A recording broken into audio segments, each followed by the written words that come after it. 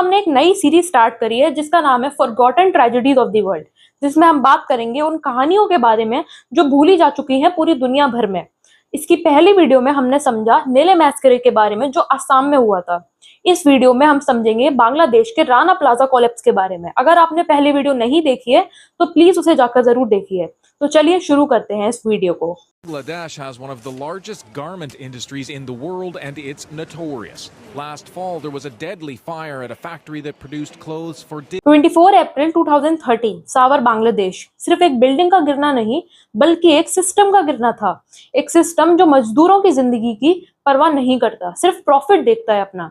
बांग्लादेश 1971 में आजाद हुआ था। तब से लेकर 1990s तक ये दुनिया का सबसे गरीब देशों में से एक था। जमीन ज्यादा पर रिसोर्सेस कम, लेकिन एक सेक्टर था जो धीरे धीरे दुनिया का ध्यान खींचने लगा, गारमेंट इंडस्ट्री। ये वो सेक्टर था जहां बांग्लादेश ने अपना कंपैरेटिव एडवांटेज दिखाया। सस्ती मजदूरी, सोचिए जब डेवलप कंट्रीज में एक मजदूर को 100 रुपए मिलते, बांग्लादेश में उसी काम के लिए सिर्फ 10 रुपए मिलते। ब्रांड्स को ये बार्गेन पसंद आया और धीरे धीरे पूरी दुनिया के बड़े बड़े brands Primark, H&M, Walmart, mango अपना प्रोडक्शन यहाँ शिफ्ट करने लगे। 2013 तक बांग्लादेश दुनिया का सेकंड लार्जेस्ट गारमेंट एक्सपोर्टर बन चुका था, चाइना के बाद। देश की इकोनॉमी का 80% हिस्सा कपड़े एक्सपोर्ट से आता था और इस इंडस्ट्री में काम करने वाले 80 से 90% महिलाएं थी जो गांव से शहर मजदूर के लिए आई गई थी। लेकिन इनके वर्किंग कंडीशंस बहुत खराब थे। 12 से 14 घंटे काम, मिनिमम वेज सिर्फ $38 पर महीना। उस वक्त सेफ्टी की कोई गारंटी नहीं। कपड़े सस्ते मिलते थे पर इन कपड़ों के पीछे मजदूरों का खून, पसीना और आंसू छुपा था। सावर नाम के एक शहर में ढाका के पास है जो एक बिल्डिंग बनी थी, राणा प्लाजा। इसका मालिक था सोहेल राणा, एक पॉलिटिकल कनेक्शन वाला आदमी। बिल्डिंग का डिजाइन सिर्फ शॉपिंग कॉम्प्लेक्स के लिए था, मतलब ज्यादा से ज्यादा 5 फ्लोर और हल्का लोड। लेकिन राणा प्लाजा ने इलीगल तरीके से 3 फ्लोर ऐड कर दिए। और सबसे बड़ी बात, यहाँ गारमेंट फैक्ट्रीज लगाई गई थी जहां बड़े बड़े मशीन्स थे, जनरेटर्स थे और 5000 से ज्यादा मजदूर एक साथ काम करते थे। इंजीनियर्स ने बार बार बोला कि बिल्डिंग अनसेफ है, पर लोकल अथॉरिटीज और पॉलिटिशियंस की सपोर्ट से सब कुछ सही से चलता रहा। ये कहानी सिर्फ एक एक्सीडेंट की नहीं है बल्कि एक प्लान निग्लेक्ट की है। दोस्तों, अब हम बात करेंगे कि राणा प्लाजा जैसे मौत का कुआं कैसे बना। सोहेल राणा जो इस बिल्डिंग का मालिक था, एक छोटा सा पॉलिटिशियन था। उसके पॉलिटिकल लिंक्स और करप्शन ने उसे बहुत ताकत दी। बिल्डिंग का असली डिजाइन सिर्फ 5 फ्लोर का था, वो भी एक शॉपिंग कॉम्प्लेक्स के लिए। लेकिन सोहेल राणा ने इस डिजाइन को बदल दिया, इलीगल तरीके से 3 फ्लोर और बनवाए, मतलब बिल्डिंग 8 फ्लोर की बन गई। अब सोचिए, एक बिल्डिंग जो सिर्फ हल्के दुकानों के लिए बनी थी, उसमें बड़े बड़े कपड़े की फैक्ट्रियां डाल दी गई, machines, generator, heavy loads. Building को जिस चीज के लिए बनाया ही नहीं गया था वो सब उसके ऊपर थोपा गया। सिविल इंजीनियर्स बार बार बोलते रहे, कॉलम्स पतले हैं, स्टील क्वालिटी बहुत खराब है, कंक्रीट लो ग्रेड का है, जमीन सॉफ्ट है, फाउंडेशन मजबूत नहीं है। लेकिन सोहेल राणा ने सब इग्नोर कर दिया। उसके लिए सिर्फ एक चीज मायने रखती थी, वो है पैसा। जितना ज्यादा फैक्ट्री, उतना ज्यादा रेंट, उतना ज्यादा प्रॉफिट। 2013 के पहले तक राणा प्लाजा में 5 अलग गारमेंट फैक्ट्रीज चल रही थी। इनमें 5000 से ज्यादा वर्कर्स थे, ज्यादातर महिलाएं। फैक्ट्रीज पर भी बहुत ज्यादा प्रेशर था। इंटरनेशनल ब्रांड्स टाइट डेडलाइंस देते थे। 2 हफ्ते में इतनी जीन्स डिलीवर करनी है, 1 महीने में इतना सामान एक्सपोर्ट होना चाहिए। अगर फैक्ट्री डिले करती तो ऑर्डर छीना जाता। मतलब मालिक के पास एक ही ऑप्शन था, वर्कर को ज्यादा घंटे काम करवाओ और मशीन फुल स्पीड पर चलाओ। यही वजह थी कि बिल्डिंग में रोज हैवी वाइब्रेशंस होती थी, स्विंग मशीन और ऊपर से बड़े जनरेटर्स की वजह से। 23 अप्रैल 2013 ट्रेजेडी के एक दिन पहले बिल्डिंग की दीवारें और पिलर्स में बड़े बड़े क्रैक्स देखे। वर्कर्स ने देखा कि कंक्रीट टूट रहा है, दरारें आ रही हैं, कुछ जगह पर तो इतने बड़े क्रैक्स हैं कि एक हाथ अंदर चला जाए। सुबह के टाइम इंजीनियर्स को बुलाया गया, उन्होंने इंस्पेक्शन किया और वार्निंग दी, क्लियर वार्निंग दी, ये बिल्डिंग अनसेफ है, यहाँ कोई काम नहीं होना चाहिए, बिल्डिंग को तुरंत बंद करा देना चाहिए। बैंक और शॉपिंग कॉम्प्लेक्स के लोगों ने बिल्डिंग तुरंत खाली कर दी, लेकिन गारमेंट फैक्ट्री के मालिक और सोहेल राणा ने एक अलग खेल खेला।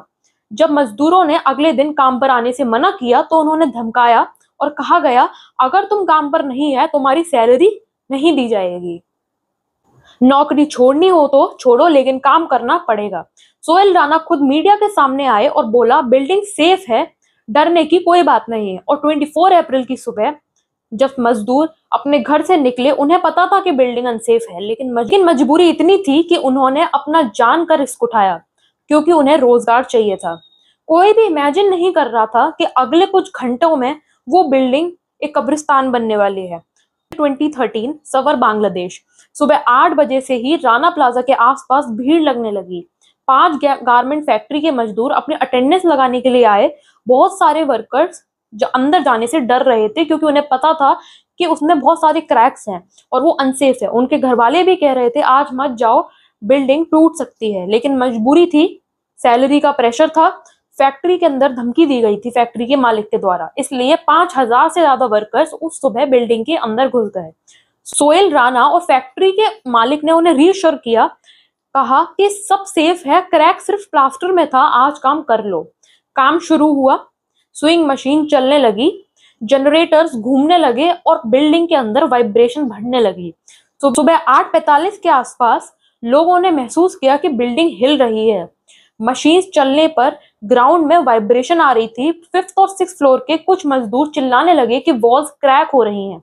कुछ वर्कर भाग के नीचे आना चाहते थे, लेकिन उनके सुपरवाइजर्स ने उन्हें बोला कि अगर आज प्रोटेक्शन नहीं मिला तो फिर सैलरी काट ली जाएगी। और कुछ मिनट्स बाद वो मोमेंट आया जिसने दुनिया को हिला दिया। सुबह 8:57 पर एक भयानक आवाज हुई, पूरा राना प्लाजा हिलने लगा। सिर्फ 90 सेकंड में बिल्डिंग नीचे गिर गई। अंदर के 5,000 से ज्यादा मजदूर नीचे दब गए। मशीन्स, कंक्रीट और स्टील सब एक साथ गिर गए। सोचिए, एक ऐसी जगह जहां लोग सुबह जीन्स और शर्ट सिलने आए थे, वही उनका कब्रिस्तान बन गया। किसी ने चिल्लाया बचाओ बचाओ, और दूसरी की आवाज धूल और कंक्रीट के नीचे दब गई। कोलैप्स के तुरंत बाद एक अजीब सी खामोशी छा गई। सिर्फ चिल्लाने की आवाज आ रही थी। कोई अपने परिवार को बुला रहा था, कोई अपने बच्चों को याद कर रहा था। एक सर्वाइवर ने कहा, मैं नीचे दबा था, मेरे पैर कंक्रीट में फंस गए थे। मेरे बगल में मेरी दोस्त थी, उसने मुझे बोला मुझे पानी चाहिए, पर कुछ ही मिनट बाद उसकी सांसें बंद हो गई। दूसरे सर्वाइवर ने याद किया, सब कुछ अंधेरा था, मैं अपनी माँ का नाम ले रहा था और चिल्ला रहा था, मुझे लगा मैं भी मर जाऊंगा। कोलैप्स के बाद अंदर घुसने वालों के लिए सबसे ज्यादा बड़ा दुश्मन थी हवा। लोग दम घुटने की वजह से मर गए। राना प्लाजा के कोलैप्स के बाद बाहर लोग पागल जैसे दौड़ने लगे। मजदूरों के घर वाले बिल्डिंग के बाहर चिल्ला रहे थे। कोई अपनी बेटी को ढूंढ रहा था, कोई अपने पति को।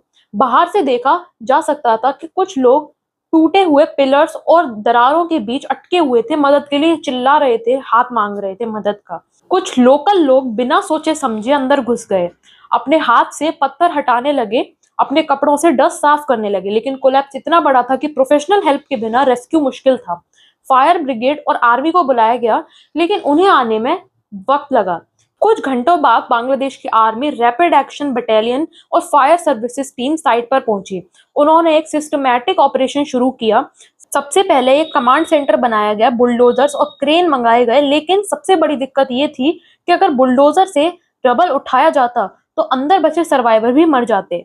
इसलिए रेस्क्यूअर्स को बहुत ध्यान से हाथ से कंक्रीट तोड़ना पड़ रहा था, टॉर्च लाइट से अंदर देखना, छोटे छोटे सुरंग बनाना और फिर होल से लोगों को खींचकर निकालना। ये एक बहुत स्लो और डेंजरस प्रोसेस था। एक लड़की शिल्पा ने कहा, मैं रबल के अंदर 3 दिन तक फंसी रही, मेरे पास कुछ नहीं था, मैं अपना कपड़ा फाड़ कर पानी सोख करती थी जो कंक्रीट से टपक रहा था, वही पीकर जिंदा थी। एक और वर्कर ने बताया, मेरे बगल में मेरी बहन थी, उसने मुझे बोला मुझे बचाओ, लेकिन मैं कुछ नहीं कर सका। कुछ ही घंटे में उसकी सांस रुक गई। उसका हाथ अब भी मेरे हाथ में था जब वो मर गई थी। कुछ सर्वाइवर्स को इतनी बुरी चोट लगी थी कि उन्हें रबल में से निकालने के लिए रेस्क्यूअर्स को उनका हाथ पैर काटना पड़ा था। डॉक्टर्स और वॉलंटियर्स तुरंत साइट पर आने लगे। ओपन एयर में सर्जरी होती थी, बिना प्रॉपर एनेस्थीसिया के। सिर्फ जिंदा बचना मकसद था। रेस्क्यू ऑपरेशन में आम लोग सबसे बड़े हीरो बने। कुछ लोकल लोग दिन रात बिना रुके रेस्क्यू करते थे, अपने घर से पानी, टॉर्च, दवाइयां लेकर आए। एक जवान था 20 साल का, उसने लगातार 15 दिन रेस्क्यू में मदद की। बाद में उसने बोला, मैं हजारों लाशों के बीच से गुजरा हूँ, मैंने सब देखा है, कटे हुए पैर, मसले हुए चेहरे, लेकिन मैंने एक एक जिंदा इंसान को बचाने की कोशिश की। ये कहानी उन अनसंग हीरोज की है जिनके बिना डेथ टोल और भी ज्यादा होता। रेस्क्यू ऑपरेशन 20 दिन तक चला। पहले 2 दिन में सबसे ज्यादा सर्वाइवर्स निकाल के लाए गए। थर्ड से लेके 7th डे डेड बॉडी ज्यादा मिलने लगी और 10 दिन के बाद मिरेकल स्टोरीज आई जहां लोग रबल के नीचे 10 से 12 दिन तक भी जिंदा मिले। एक लड़की रेशमा, सबसे फेमस सर्वाइवर, 17 दिन के बाद रबल के नीचे से जिंदा निकली गई। उसने कहा, मैं रबल के नीचे एक छोटी जगह में फंसी थी, मैं थोड़ा सा खाना और पानी था मेरे पास, उसी से जिंदा रही, मुझे लगा मैं कभी बाहर नहीं आऊंगी। 2500 से ज्यादा लोग जिंदा निकाले गए, 1100 से ज्यादा लाशें निकली गईं। हजारों लोग अब भी मिसिंग थे, उनके परिवार उन्हें कभी नहीं ढूंढ पाए। जब राणा प्लाजा गिरा, तुरंत ढाका के लोकल जर्नलिस्ट साइट पर पहुंचे। बांग्लादेश के अखबार के पहले पेज पर सिर्फ एक खबर लिखी गई थी, सवर में बिल्डिंग गिरने से हजारों मजदूर फंस गए। टेलीविजन चैनल्स लगातार लाइव विजुअल दिखा रहे थे। कैमरा के सामने एक अजीब मिक्स था, एक तरफ लाशों का ढेर, दूसरी तरफ बचाओ की आवाज और तीसरी तरफ रोने वाले परिवार। लोकल रिपोर्टर्स के लिए ये सब कवर करना इमोशनली डिवास्टिंग था, लेकिन वो रात दिन बिना रुके कवरेज करते थे ताकि पूरे देश को सच पता चल सके। ढाका से दूर छोटे गांव में भी लोग टीवी के सामने जम गए थे। हर किसी की जुबान पर एक ही सवाल था, क्या मेरा अपना कोई अंदर फंसा है? कैमरास ने दिखाया एक लड़की रबल के नीचे अटकी हुई थी, उसका हाथ बस एक सुरख से ढका हुआ था, वो चिल्ला रही थी बचाओ। ये इमेज दुनिया भर में वायरल हो गई। फिर पूरी दुनिया के कंज्यूमर्स को एक शौक लगा, ये वही कपड़े हैं जो हम ज़ारा, प्रिमार्क, वॉलमार्ट से खरीदते हैं। मीडिया ने सर्वाइवर्स की तस्वीरें और उनकी कहानियां सबके सामने रखी। एक फोटो बहुत आइकॉनिक बनी, एक लड़का और एक लड़की रबल के नीचे अटके हुए थे, दोनों एक दूसरे का हाथ पकड़ के हुए थे, दोनों के चेहरे खौफ से भरे हुए थे। कुछ घंटों बाद दोनों ही मर गए। ये तस्वीरें देखकर पूरी दुनिया का दिल कांप रहा था। फैशन इंडस्ट्री के कंज्यूमर्स को पहली बार उनके कपड़ों की असली कॉस्ट समझ आई। चीप क्लोथ्स का मतलब किसी और की जान है। मीडिया के कवरेज के बाद दुनिया भर में आउटरीच शुरू हो गया। पेरिस, बर्लिन, रोम में विजयस रखे गए जहां लोग राणा प्लाजा के विक्टिम्स के लिए कैंडल जला रहे थे। सोशल मीडिया पर हैशटैग चलने लगा, hashtag who made my clothes, hashtag Rana plaza. और लोग ब्रांड से एक ही सवाल पूछ रहे थे, तुमने इन मजदूरों की सेफ्टी के लिए क्या किया है? हर जगह एक ही नारा था, हमारे खून पर तुम्हारा प्रॉफिट बन रहा है। ढाका की सड़कों पर लाखों मजदूर प्रोटेस्ट कर रहे थे। उनका डिमांड था higher minimum wage, safe factories और राणा प्लाजा का जो भी जिम्मेदार है उसको सजा मिले। पुलिस के साथ क्लैशेस भी हुए, टीयर गैस छोड़ी गई, लेकिन मजदूर रुकने को तैयार नहीं थे। मीडिया के कैमरास ये सब कैप्चर कर रहे थे और दुनिया भर के लोगों को दिखा रहे थे कि बांग्लादेश के मजदूर अपनी जिंदगी के लिए लड़ाई लड़ रहे हैं। राणा प्लाजा के गिरते ही सबके जहन में एक ही नाम आया, सोहेल राणा, बिल्डिंग का मालिक। लोग चिल्लाने लगे, सोहेल राणा को फांसी दो। जब लाशें रबल से निकाली जा रही थी, उस वक्त लोग उसके घर के बाहर इकट्ठा हो गए। उनका गुस्सा सिर्फ एक व्यक्ति पर नहीं था, बल्कि उस पूरे सिस्टम पर था जो करप्शन के दम पर इंसान की जिंदगी से खिलता है। 2 दिन बाद सोहेल राणा को बांग्लादेश इंडिया बॉर्डर पर पकड़ा गया जब वो इंडिया भागने की कोशिश कर रहा था। उसे कैमरे के सामने दिखाया गया, पुलिस के हाथ में, एक आम आदमी की तरह जो कल तक पावर में था। उसकी तस्वीर वायरल हुई जिसमें वो एक स्ट्रेचर पर पड़ा था, पुलिस उसे ले जा रही थी। लोगों ने कहा, यही है असली इंसाफ। सोहेल राणा एक छोटा आदमी नहीं था, वो रूलिंग पार्टी अवामी लीग के यूथ विंग का लोकल लीडर था। इसी वजह से उसने इलीगल कंस्ट्रक्शन किया, एक्स्ट्रा फ्लोर्स बनाए और लोकल अथॉरिटीज ने कुछ नहीं बोला। सबको मालूम था राणा के पीछे पावर है, उसके खिलाफ कुछ नहीं होगा। लेकिन जब राणा प्लाजा गिरा और दुनिया भर का प्रेशर आया, तब उसके कनेक्शन भी उसे बचा नहीं पाए। पॉलिटिकल पार्टी ने उसे तुरंत एक्सपेल कर दिया ताकि बदनामी उन पे ना आए। पर असली सवाल ये था, सिर्फ राणा की जिम्मेदारी थी क्या, या पूरा सिस्टम जिसमें इंजीनियर्स, पॉलिटिशियन, इंस्पेक्टर्स और फैक्ट्री ओनर्स सब गिल्टी थे? इन्वेस्टिगेशन में पता चला कि बिल्डिंग अनसेफ डिक्लेयर होने के बावजूद फैक्ट्री के मालिक ने मजदूरों को जबरदस्ती अंदर भेजा था। कुछ इंजीनियर्स ने वार्निंग दी थी, पर उनकी बात भी इग्नोर कर दी गई। एक इंजीनियर ने बाद में कहा, मैंने लिख कर दिया था कि बिल्डिंग अनसेफ है, लेकिन मुझे धमकी मिल रही थी अगर मैंने बिल्डिंग को अनसेफ डिक्लेयर किया तो मुझे जॉब से निकाल दिया जाएगा। यानी एक तरफ पैसा और पावर थी, दूसरी तरफ इंसान की जान, और सिस्टम ने पैसे को चुन लिया। 2013 के बाद बांग्लादेश में कई केसेस फाइल हुए, मर्डर केस सोहेल राणा और फैक्ट्री ओनर्स पर, करप्शन केस बिल्डिंग की इलीगल कंस्ट्रक्शन पर। लेकिन बांग्लादेश का लीगल सिस्टम धीरे चलता है। 2016 तक भी केसेस ट्रायल स्टेज पर थे। 2020 में भी सर्वाइवर्स कोर्ट के बाहर प्रोटेस्ट करते मिले। उनका कहना था, हमने अपने घर वाले खो दिए, अब तक इंसाफ नहीं मिला। सोहेल राणा को जेल भेजा गया, लेकिन उस पर फुल ट्रायल अभी भी चल रहा है। लेकिन ग्राउंड रियलिटी में सर्वाइवर्स को उतना पैसा नहीं मिला जितना उनका हक था। सोचिए, एक लड़की जिसने राणा प्लाजा में अपने दोनों पैर खो दिए, उसे सिर्फ एक छोटी सी राशि मिली। उसने कहा, मैं जिंदा हूं लेकिन कैसे जीऊं? न नौकरी कर सकती हूँ, न चल सकती हूँ, क्या ये जिंदगी है? कई फैमिलीज जिन्होंने अपने घर वाले खो दिए आज भी गरीबी में जी रहे हैं। उनके लिए राणा प्लाजा एक दर्द बन गया जो कभी खत्म नहीं होगा। 2013 में भी बांग्लादेश के एक्सपोर्ट का 80% से ज्यादा हिस्सा गारमेंट्स का था। और गारमेंट का मतलब है T shirt, jeans, jackets, undergarments, और जो हम सब खरीदते हैं, जिन पर लिखा होता है मेड इन बांग्लादेश। लेकिन ये कपड़े बनाता कौन है? गरीब मजदूर, ज्यादातर औरतें, जो 10 से 12 घंटे रोज सिर्फ 3,000 या 4,000 के जॉब पे काम करती हैं। राणा प्लाजा ने एक हकीकत को दुनिया के सामने रख दिया। कपड़े सस्ते इसलिए होते हैं क्योंकि किसी और की जिंदगी सस्ती समझी जाती है। जब राणा प्लाजा गिर गया, तब दुनिया भर के न्यूज चैनल्स ने कवर किया। यूरोपियन और अमेरिकन लोगों ने अपने मॉल्स में जाकर पूछा, ये कपड़ा बांग्लादेश में बना है? अगर हाँ, तो क्या मैं इसे खरीदूं? ब्रांड्स जैसे वॉलमार्ट, प्रीमार्क, H&M, ज़ारा पर प्रेशर आया। एनजीओ और एक्टिविस्ट ने प्रोटेस्ट किया। इन कंपनीज को अपनी सप्लाई चेन सेव करनी चाहिए, वरना हम आगे उनका बॉयकॉट करते रहेंगे। इस बैकलैश के बाद 2 बड़े अग्रीमेंट साइन हुए। The accord of fire and building safety in Bangladesh 2023। इसमें 200 से ज्यादा यूरोपियन ब्रांड्स शामिल हुए। ये एक लीगली बाइंडिंग एग्रीमेंट था जिसमें ब्रांड्स को अपनी फैक्ट्रीज की सेफ्टी ऑडिट करानी पड़ती थी। The alliance for Bangladesh worker safety 2013, ये मेनली अमेरिकन कंपनीज का ग्रुप था। इन दोनों ने मिलकर हजारों फैक्ट्रीज की इंस्पेक्शन की, अनसेफ फैक्ट्रीज को बंद करवाया और नए सेफ्टी स्टैंडर्ड्स लाए गए। लेकिन फिर भी हर फैक्ट्री का ऑडिट नहीं हुआ और करप्शन अभी भी एक बड़ा चैलेंज थी। राणा प्लाजा के बाद मजदूरों ने प्रोटेस्ट किया, हम अपनी जान देकर कपड़े बनाते हैं, हमें ज्यादा पैसा चाहिए। 2013 के बाद बांग्लादेश गवर्नमेंट ने मिनिमम वेज बढ़ा दिया, 3,000 टाका से 5,300 टाका तक, लगभग 60 USD। 2018 में फिर से बढ़ाकर 8,000 टाका, मतलब $95 हुआ। लेकिन सवाल यह है, क्या ये काफी है? गारमेंट वर्कर्स के हिसाब से हमारी जिंदगी चलती है $1 रोज के ऊपर, लेकिन इन्फ्लेशन, घर का किराया और खाना सब महंगा है।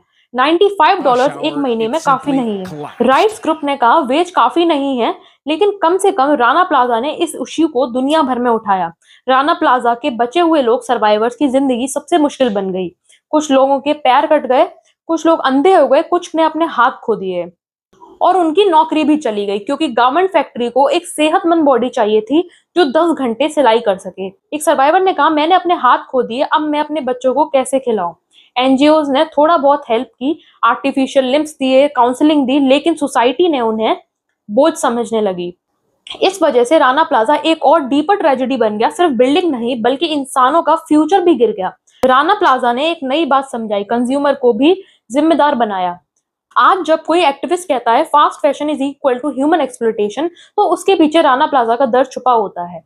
स्लो फैशन, एथिकल शॉपिंग और फेयर ट्रेड जैसे कॉन्सेप्ट्स को स्पीड मिली। मतलब एक ट्रेजेडी ने दुनिया को यह दिखाया है कि शॉपिंग सिर्फ पैसा खर्च करने का नहीं, एक वोट देना है कि हम कैसे सिस्टम सपोर्ट करते हैं। दोस्तों, आजकल दुनिया एक ग्लोबल विलेज है। कपड़े एक देश में डिजाइन होते हैं, दूसरे में बनाए जाते हैं और तीसरे में बिकते हैं। ज़ारा का डिजाइन स्पेन में होता है, कपड़े इंडिया या चाइना से आते हैं। सिलाई बांग्लादेश में होती है और कपड़ा बिकता है यूरोप के मॉल्स में। प्रॉब्लम यह है, हर लिंक एक दूसरे को धक्का देता है। ब्रांड्स कहते हैं कपड़ा सस्ता दो, फैक्ट्रीज कहती है मजदूर को कम पैसे दो और सेफ्टी पे खर्चा कम करो, और नतीजा राणा प्लाजा जैसी कोलैप्स। फास्ट फैशन एक ऐसा ट्रेंड है जिसमें हर हफ्ते नए डिजाइन आते हैं। पहले फैशन सीजन में होता था समर, विंटर, अब फैशन हर दिन बदलता है। इस डिमांड को पूरा करने के लिए फैक्ट्रीज 2400 घंटे काम करती हैं। गारमेंट वर्कर्स को ओवरटाइम करना पड़ता है, बिना छुट्टी, बिना सेफ्टी के। राणा प्लाजा गिरने से एक मैसेज क्लियर हो गया कि fast fashion is equal to fast death. Rana Plaza के बाद सवाल उठने लगे, जिम्मेदार कौन है? फैक्ट्री ओनर, बांग्लादेश की सरकार, या वो बड़े ब्रांड्स जो $1 बिलियन प्रॉफिट कमाते हैं हमारे कपड़ों से? सच ये है, सब जिम्मेदार हैं।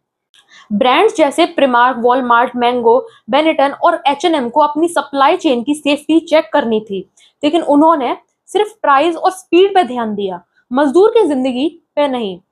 एक और सवाल, क्या ब्लेम सिर्फ फैक्ट्रीज और ब्रांड्स का है या हम सबका भी है? जब हम 300 की टी शर्ट खरीदते हैं और सोचते हैं वाह सस्ती मिल गई, तब हम इनडायरेक्टली उस मजदूर की जिंदगी चीप बना देते हैं जो उसे बनाता है। राना प्लाजा ने वेस्टर्न कंज्यूमर्स को हिला दिया है। यूरोप में प्रोटेस्ट हुए, अमेरिका में बॉयकॉट की बात हुई। लोगों ने कहा कपड़े महंगे चलेंगे लेकिन किसी की जान की कीमत नहीं होनी चाहिए हमारे कपड़े। राना प्लाजा का एक और पहलू था ट्रेड पॉलिटिक्स। बांग्लादेश अपने गारमेंट्स अमेरिका और यूरोप को बेचता था ड्यूटी फ्री, लेकिन ट्रेजेडी के बाद अमेरिका ने बांग्लादेश के लिए generalised system of preferences GSP suspend कर दिया। ये एक वार्निंग थी, अगर तुम वर्कर्स की सेफ्टी इंश्योर नहीं करते तो तुम्हें ग्लोबल मार्केट में नुकसान होगा। 10 साल बाद भी राना प्लाजा का इफेक्ट ग्लोबल सप्लाई चेन में दिखता है। अब हर ब्रांड को CSR रिपोर्ट पब्लिश करनी पड़ती है, ऑडिट सिस्टम लगाया गया है, वर्कर यूनियंस थोड़ा स्ट्रांग हुए हैं, लेकिन रियलिटी ये है सप्लाई चेन अभी भी एक्सप्लॉइटिव है। कपड़े अभी भी चीप बनते हैं और मजदूर अभी भी स्ट्रगल कर रहे हैं। राना प्लाजा एक रिमाइंडर है इस बात का, जब तक कंज्यूमर और ब्रांड दोनों जिम्मेदारी नहीं लेते तब तक सिस्टम नहीं बदलेगा। राना प्लाजा गिरते ही दुनिया भर का बांग्लादेश पर ध्यान गया। मीडिया में हेडलाइंस बनी world deadliest garment factory disaster. Protest हुए ढाका की सड़कों पर, मजदूर चिल्ला रहे थे हम इंसान हैं मशीन नहीं। प्रेशर इतना बड़ा था कि सरकार और ब्रांड्स दोनों को एक्शन लेना पड़ा। राना प्लाजा के मालिक सोहेल राना को तुरंत पकड़ लिया गया। उस पर कई केसेस फाइल हुए, murder charges, illegal construction, building codes तोड़ना, लेकिन बांग्लादेश की लीगल सिस्टम स्लो है। 2013 में अरेस्ट हुआ लेकिन केस अभी तक पूरा नहीं हुआ। जस्टिस सिस्टम का यही हाल था और विक्टिम्स का दर्द और ज्यादा गहरा होता गया। जब इतने लोग मरे तो सबसे पहला सवाल था कि परिवार को पैसा कैसे मिलेगा। $30 मिलियन का फंड बना, हर विक्टिम के परिवार को कुछ लाख टका दिए गए। इंजर्ड वर्कर्स को मेडिकल सप्लाई मिली, मेडिकल हेल्प मिली, लेकिन सच ये है पैसा जिंदगी की कमी पूरी नहीं कर सकता। जब इंसान ही चला गया तो पैसे का क्या काम। राना प्लाजा एक पॉलिटिकल मुद्दा भी बन गया। बांग्लादेश में दो बड़ी पार्टीज अवामी लीग और BNP ने एक दूसरे को ब्लेम करना शुरू किया। अपोजिशन बोली सरकार ने बिल्डिंग कोड्स इन्फोर्स नहीं किए। फैक्ट्री ओनर्स और पॉलिटिकल कनेक्शंस अभी भी पावरफुल हैं। ये एक रिमाइंडर इस बात का कि डेवलपिंग कंट्रीज में जस्टिस स्लो है और गरीब मजदूर के लिए और भी ज्यादा स्लो है। तो अगली बार जब आप कपड़े खरीदें तो एक बार जरूर सोचिए कि इस कपड़े के पीछे आखिर किसकी जान छुपी है। धन्यवाद। A giant plaza with a market and several clothing factories inside. During morning rush hour, it simply collapsed. Officials discovered